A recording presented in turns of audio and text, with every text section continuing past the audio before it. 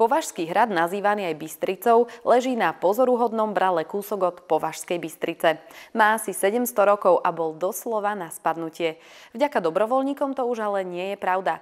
Bystrica totiž vstáva z ruín. Zoberieme vás tam na krátku prechádzku.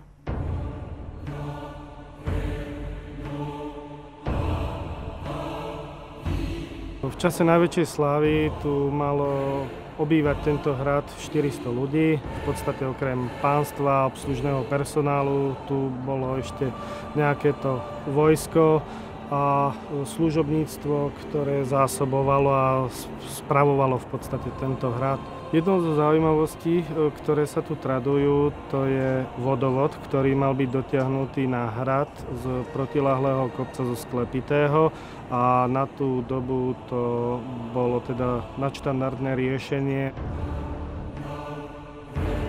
Časy slávy sú preč. Považský hrad tu stojí už od druhej polovice 13. storočia, kedy ho postavili ako odpoveď na vpád Tatárov.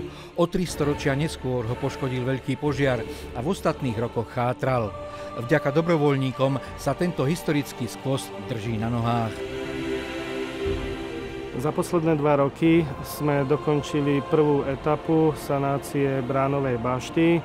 Začali sme pracovať na paláci južného bytného krídla, kde máme 2 steny už hotové na komplet.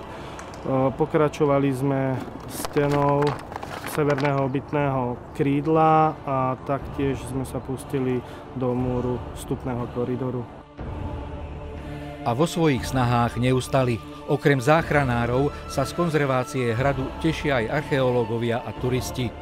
Prevažné nálezy tvorí užitková keramika z obdobia novoveku 15. až 16. storočie. Okrem iného sa našiel kovový fragment podkovy z okutia čižmy, ktorý je starý okolo 400 rokov.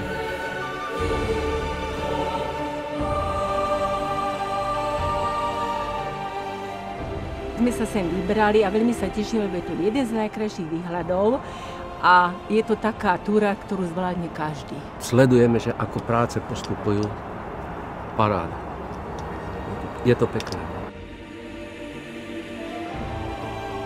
Návštevníkom Považského hradu odporúčame aj prechádzku po blízkej Manínskej a Kostoleckej Tiesňave.